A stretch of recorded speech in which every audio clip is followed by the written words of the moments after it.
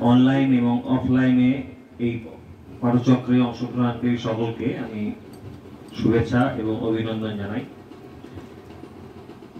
এবং ঠাকুরমা ও স্বামীজির শ্রীচরণে প্রণাম নিবেদন করে আমাদের কঠোপনিষদ যে অনুধ্যান হচ্ছে সেই কঠোপনিষদের আজকে দুটি মন্ত্র পাঠ করব এবং সেগুলির ব্যাখ্যা দেওয়ার চেষ্টা করব। প্রথমেই কঠোপনিষদের শান্তি মন্ত্র।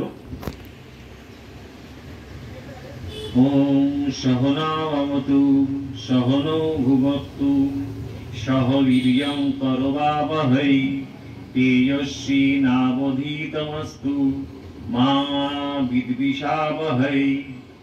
ওম শান্তি শান্তি শান্তিঃ। কঠোপনিষদের প্রথম অধ্যায়ের প্রথম বল্লী আমরা পাঠ শুরু করেছি এবং অধ্যয়ন শুরু করেছি। তারপর 1 নম্বর 2 নম্বর এবং 3 নম্বর তিনটি মন্ত্র আমরা আমাদের অলরেডি পাঠ হয়ে গেছে এবং তার ব্যাখ্যাও দেওয়া হয়ে গেছে। শুধু আপনাদের স্মরণ করিয়ে দেওয়ার জন্য আমি একটু পুরনো 3টে মন্ত্র একটু সংক্ষেপে আপনাদেরকে জানিয়ে দিচ্ছি। বাজশ্রবস নামক একজন গৌতম বংশীয় বাজশ্রবার পুত্র, যিনি মহর্ষি অরুণ তার পুত্র ছিলেন, পুত্র উদ্দালক। তিনি ফল কামনা করে বিশ্বজিৎ নামক একটি যজ্ঞ করছিলেন, মহাযজ্ঞের অনুষ্ঠান করছিলেন। এই বিশ্বজিৎ যজ্ঞে যিনি যজ্ঞটি করেন তাকে তার সমস্ত সম্পদ ঋত্বিক ব্রাহ্মণদের দান করে দিতে হয় এবং তিনি সেইটি করছিলেন, অন্যান্য ব্রাহ্মণদের দক্ষিণা স্বরূপ দান করছিলেন। ঋষি উদ্দালকের নচিকেতা নামে একটি পুত্র ছিল। সেই বিশ্বজিৎ যজ্ঞ চলাকালীন যখন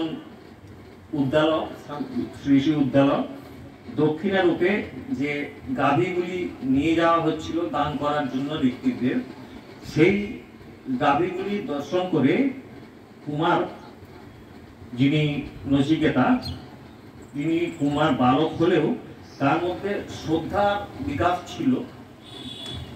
সে দেখলো যে ওই জরাজীর্ণ গাভীগুলিকে যখন নিয়ে যাওয়া হচ্ছে তখন তিনি চিন্তা করতে লাগলেন যে এই গাভীগুলি যদি কাউকে দেওয়া হয়, যে দাতা দান করবেন, সেই দান করার সময়ে যে গাভীগুলিকে নিয়ে যাওয়া হচ্ছে সেইগুলি যদি দান করেন তিনি, তাহলে দাতা তিনি তার যে দানের যে উদ্দেশ্য, সেই উদ্দেশ্যটি ব্যাহত হয়। কারণ কি, সেখানে গাভী ছিল প্রধান সম্পদ, আর এই রাজস্ববসা উদ্দালকের গৃহে সম্পদের অভাব ছিল না। আর ঋত্বিকদের প্রকারভেদ ছিল। আগের দিনে বলেছিলাম যে 4 রকম ঋত্বিক ছিলেন যাদেরকে এই গাভীগুলি দান করা হতো। সেই গাভীগুলি কারা, কোন ঋত্বিক কতগুলি করে গাভী পাবেন তার একটা ভাব ছিল। সেটি আমি আগে বলে দিচ্ছি। যেমন হোতা, অর্ধজ, ব্রহ্মা আর উদ্গাতা, এই 4 জন প্রধান ঋত্বিক অন্যান্যদের চেয়ে বেশি সংখ্যক গাভী দান রূপে পেতেন, এরকমই নিয়ম ছিল তখন। তারপরে প্রশাস্তা, প্রতিপ্রশাস্থা, ব্রাহ্মণাচ্ছংসী আর প্রস্ততা, এই 4 জন গৌণ ঋত্বিক প্রধান ঋত্বিকদের অর্ধেক, অচ্ছাবাক, নেষ্টা, আগ্নিধ্র আর প্রতিহর্তা, এই 4 গৌণ ঋত্বিক প্রধান ঋত্বিকদের 1/3 এবং গ্রাবস্তুত, নেতা, পোতা আর সুব্রহ্মণ্য, এই 4 জন ঋত্বিক প্রধান ঋত্বিকদের তুলনায় 1/4 গাভী দান রূপে পেতেন। এই নিয়ম অনুসারে দক্ষিণারূপ যখন গাভীগুলোকে নিয়ে যাওয়া হচ্ছিল, বাঘগুলো দেখে তার চিন্তা হলো। কি চিন্তা করছিলেন তিনি? নচিকেতা বালক, তিনি দেখলেন যে গাভীগুলিকে নিয়ে যাওয়া হচ্ছে সেগুলি পিতদকা, মানে তারা জল পান করেছে শেষবারের মতো, মানে এখন যে অবস্থা তাদের জল পান করার মতো অবস্থাও নেই। জব্ধ তৃণা, যাদের ঘাস খাওয়ার মতো অবস্থা নেই। দুগ্ধ দোহা, যাদের দুধ শেষবারের মতো দোয়া হয়ে গেছে এবং যাদের ইন্দ্রিয় লুপ্ত প্রায় হয়ে গেছে, তারা আর সন্তান উৎপাদন করতে অক্ষম। এইরকম দান যদি কেউ কোনো দাতা করে থাকেন, তো তিনি নিরানন্দ লোকে গমন করেন, যেখানে কোনো সুখ থাকে না, সেই রকম নিরানন্দ লোকে গমন করেন। এবং দান করার নামে দুঃখদায়ক অনুপযুক্তি বস্তুর দান রূপ কর্মের দ্বারা তো দানের অমর্যাদা করা হয় এবং নিজের অমঙ্গল ডেকে আনা হয়, এই কথা তিনি চিন্তা করছিলেন। এর ফলে দান গ্রহণকারীকেও বঞ্চনা করা হয়। যদিও তিনি ভাবছিলেন এটা নয় যে এ তো যজ্ঞের এক রূপ বৈগুণ্য, কারণ ইনি সর্বস্ব দানের সংকল্প করে উত্তম গাভীগুলি আমার জন্য রেখে দিয়েছেন। আমিও তো পিতার সমস্ত সম্পদের এক মধ্যে এক সম্পদ, আমাকে তো ইনি কারো কাছে দান করেননি, কিন্তু আমি যেহেতু এর পুত্র, একে এই অনিষ্টকর ভবিতব্য থেকে রক্ষা করাই আমার কর্তব্য, এইটাই আমার ধর্ম। এই কথা চিন্তা করে তিনি পিতাকে বলছেন,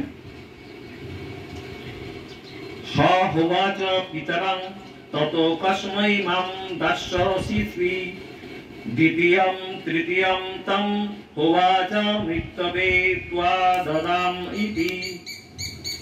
স হোবাচ, স হ উবাচ, স মানে তিনি, এই ভেবে হ, স হ উবাচ তিনি বললেন, পিতরং কস্मै তত, পিতাকে, পিতরং মানে পিতাকে, তত মানে হে পিতা আপনি, কস্मै কাকে, মাম মানে আমাকে আপনি কাকে, দাসাস্যি ইতি, দাসাস্যি দাসাস্যি ইতি আপনি আমাকে কাকে দান করবেন। কারণ ওই দানের অংশ তো শব্দই, কিছুই কোনো কিছুতে রাখা যায় না যিনি দান করেন। তাহলে আমাকে আপনি, পিতাকে জিজ্ঞেস করছে যে আমাকে আপনি কাকে দান করবেন। তখন উত্তর তিনি, যজ্ঞের বাবা উদ্দালক ঋষি উত্তর দিচ্ছেন না, কারণ তিনি যজ্ঞে ব্যস্ত। দ্বিতীয়াম তৃতীয়াম, তখন নচিকেতা দ্বিতীয়বার এবং তৃতীয়বার এই একই কথা বাবাকে জিজ্ঞেস করছেন যে বাবা তুমি আমাকে কাকে দান করবে। তম হ তৃতীয়ম তম হ ওবাচ মৃত্যবে ত্বা দদাম ইতি। তখন তার পিতা রেগে গেলেন, রেগে গিয়ে ক্রোধের সাথে কি বললেন, ত্বা তোমাকে, মৃত্যবে মানে মৃত্যুকে বা যমকে, দদামি ইতি তোমাকে, দদামি দান ইতি তোমাকে দান করছি, মৃত্যুকে বা যমকে তুমি দান করছি। তিনি রেগে গিয়ে এই কথাই বললেন। এর ব্যাখ্যা হচ্ছে, নচিকেতা তার কর্তব্যে নিশ্চিত হয়ে পিতাকে জিজ্ঞাসা করলেন, হে পিতা আমিও তো আপনার এক সম্পদ, সুতরাং আপনি আমাকে কাকে দান করছেন। এ কথা শুনে তার পিতা কোনো উত্তর দিলেন না। তখন নচিকেতা পুনরায় জিজ্ঞাসা করলেন, পিতা আপনি আমাকে কার হাতে তুলে দিচ্ছেন। পিতা এবারও তার কথাকে উপেক্ষা করলেন, কিন্তু ধর্মভীরু এবং কর্তব্যে সচেতন নচিকেতা থাকতে পারলেন না। তিনি তৃতীয়বার আবার জিজ্ঞাসা করলেন, পিতা আপনি আমাকে কাকে দান করবেন। এইবার ঋষি উদ্দালক অত্যন্ত ক্রুদ্ধ হয়ে উঠলেন এবং হিতাহিত জ্ঞান শূন্য হয়ে বলে উঠলেন, তোমাকে আমি মৃত্যুর বা যমরাজের হাতে দান করছি। এই কথা শুনে নচিকেতা মনে মনে চিন্তা করতে লাগলেন যে, পঞ্চম মন্ত্র, বহুনামেমি প্রথম বহুনামেমি মধ্যমঃ কিং স্যেৎ যমস্য কর্তব্যম যন্ময়াদ পরিষ্যতি। বহুনামেমি প্রথম বহুনামেমি মধ্যমঃ কিং স্যেৎ যমস্য কর্তব্যম যন্ময়াদ করিষ্যতি। বহুনাম মানে আমি বহু শিষ্যের মধ্যে প্রথম, বহুনামেমি প্রথম, এনি মানে করে এসেছি কি, আচরণ করেছি কি না, আমি প্রথম শ্রেণীর, প্রথম শ্রেণীর যোগ্য আচরণ, আমি বহু শিষ্যের মধ্যে প্রথম শ্রেণীর আচরণ। মানে এখানে বলা হচ্ছে শিষ্য তিন ও পুত্র তিন শ্রেণীর হয়, উত্তম, মধ্যম এবং অধম। সেই উত্তম পুত্র যারা হয় তাদের মতোই আচরণ আমি করে এসেছি। আর বহুনামেমি মধ্যম, এবং অনেকের মধ্যেই আমি মধ্যম বা মধ্যম শ্রেণীর যোগ্য আচরণ এমনি করে এসেছি। কোনদিন আমি নীচ আচরণ করিনি। তাহলে পিতা আমাকে এমন কথা কেন বললেন, এমন ভাবে কেন বললেন, এই কথাটাই নচিকেতা চিন্তা করছেন। আমি যে প্রথম ভাব সবসময় তো প্রথম শ্রেণীর উত্তম ছাত্রের মতোই আচরণ করেছি, কখনো বা মধ্যম শ্রেণীর মতো করেছি, কিন্তু তবুও কখনো এত নিচে নামিনি যে বাবা আমাকে এইভাবে এই ধরনের কথা বলবেন। কিং স্যেৎ যমস্য কর্তব্যম জন্ময়াদ করিষ্যতি। যমস্য, যমের, কিং স্যেৎ কর্তব্যম, তিনি ভাবছেন যে তাহলে নিশ্চয়ই যমের এমন কোনো কাজ থাকতে পারে কিম শীত কর্তব্যম যত অদ্য করিষ্যতি মায়া যত অদ্য মায়া করিষ্যতি, মানে যেটি যা আজ আমার দ্বারা বা আমাকে পিতা দান করার পরে সেই কাজটি যমরাজ পূর্ণ করবেন। এটা হয়তো কোনো যমরাজের কোনো কাজ, মানে আমি যমরাজের কোনো কাজে আসতে পারি, এই কথাই তিনি মনে মনে চিন্তা করলেন। এর ব্যাখ্যা হলো শিষ্য এবং পুত্র তিন শ্রেণীর হয়, উত্তম, মধ্যম এবং অধম।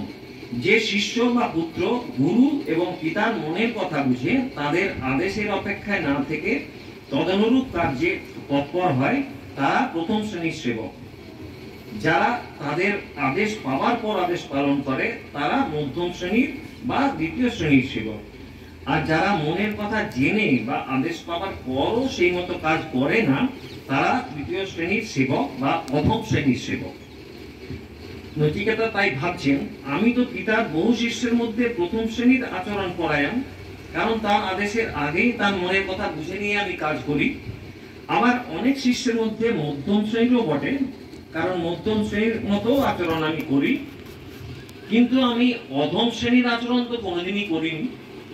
আদেশ সত্ত্বেও আমি কর্তব্য সম্পাদন করিনি এমন তো কোনোদিনও হয়নি। তবে আজ পিতা আমাকে এমন কথা কেন বললেন? যমরাজেরই বা এমন কি প্রয়োজন থাকতে পারে যা পিতা আজ আমাকে তার হাতে দিয়ে সম্পন্ন করাতে ইচ্ছুক? তিনি ভাবলেন যে আমাকে নিশ্চয়ই যমরাজের কোনো প্রয়োজন, কোনো কাজ বাবা নিশ্চয়ই আমাকে পিতা যমরাজের কোন কাজ আছে যা আমাকে দিয়ে করাতে ইচ্ছুক। এই কথাই মনে মনে তিনি চিন্তা করতে লাগলেন। 4 এবং 5 নম্বর মন্ত্র আজকের মতো।